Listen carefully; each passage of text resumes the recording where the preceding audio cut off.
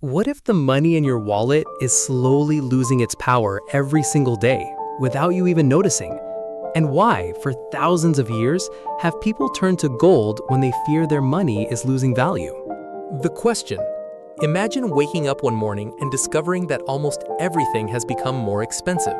Your coffee costs more, your groceries cost more, your rent is higher. Even the money sitting in your bank account seems to buy less than it did a year ago. This is inflation.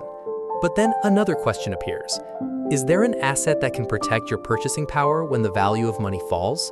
For thousands of years, people have turned to one particular asset: gold. What is inflation? Inflation simply means that the general price level of goods and services rises over time. When this happens, the purchasing power of money decreases. Imagine you have $1,000 today. If prices rise significantly over the next few years, that same $1,000 may buy much less than it used to. Your money has not disappeared, but its purchasing power has weakened. Why gold? Gold is different from ordinary money. Governments can create more currency, but gold cannot simply be printed whenever someone needs it. Gold is naturally scarce, difficult to mine, and requires real resources to produce. This limited supply is one of the reasons investors have historically viewed gold as a store of value. Gold has survived thousands of years. Gold is not a new financial invention. Ancient civilizations used it as money, jewelry, and a symbol of wealth. Kingdoms have risen and disappeared. Currencies have been replaced. Financial systems have changed. Yet gold has continued to be recognized as something valuable. That long history gives gold a unique psychological and financial role. The supply of gold is limited. One important reason gold can act as an inflation hedge is scarcity. You cannot create thousands of tons of new gold overnight. Mining requires exploration, machinery, energy, workers, and years of investment. Because supply grows relatively slowly, gold is fundamentally different from an asset whose supply can be expanded rapidly. But there is an important catch. Here is where the story becomes more interesting. Gold does not automatically rise whenever inflation rises. Its price can move for many different reasons, including interest rates, investor sentiment, currency movements, central bank policies, and global uncertainty. So calling gold an inflation hedge does not mean that gold always beats inflation in every single year. The relationship with interest rates.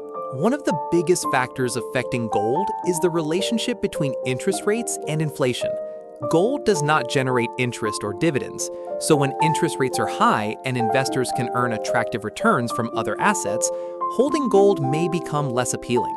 But when inflation is high and real returns on cash and bonds become weak, gold can become more attractive. Gold and fear. There is another powerful force behind gold: uncertainty. During periods of financial stress, currency instability, geopolitical tension, or fear of economic crisis, investors often look for assets they believe can preserve value. Gold has gained a reputation as a safe haven asset because it is not directly dependent on the success of one company or one government. Gold is not magic. However, we should avoid one dangerous misconception. Gold is not a magical shield against inflation. If you buy gold at an extremely high price, it can fall afterward. Gold can also experience long periods of weak performance. That is why responsible investors usually think of gold as one part of a diversified portfolio, rather than putting all their wealth into it. A simple example. Imagine two people each have $10,000. One keeps all the money in cash for many years. The other allocates a portion to assets that may potentially preserve purchasing power during periods of inflation. If prices rise substantially, the first person's purchasing power may decline.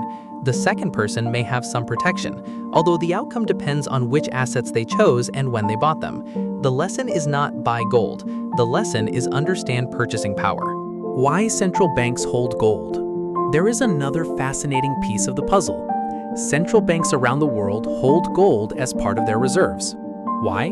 Because gold can serve as a reserve asset that is not the liability of another private company. This does not mean central banks believe gold will always rise. It means gold has a unique role in the international financial system. The deeper idea.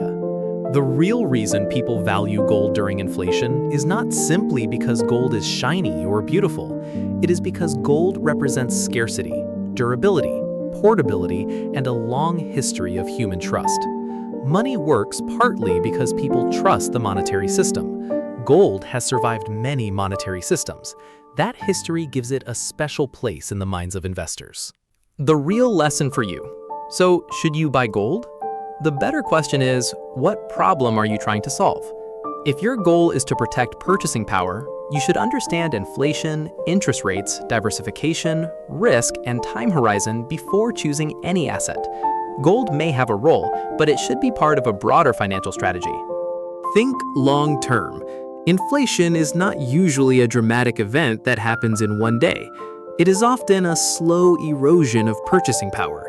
That is why building wealth requires thinking beyond today's prices. Instead of asking, how much money do I have? A better question is, how much can my money actually buy in 10 or 20 years? Final message. Gold is considered an inflation hedge because it is scarce, durable, difficult to create, globally recognized, and historically used as a store of value. But it is not a perfect protection, and its price can fall. The smartest lesson is not to worship gold. It is to understand how inflation quietly changes the value of money, and then build a financial strategy designed for the long term. Because protecting wealth is not about finding one perfect asset. It is about understanding how money works.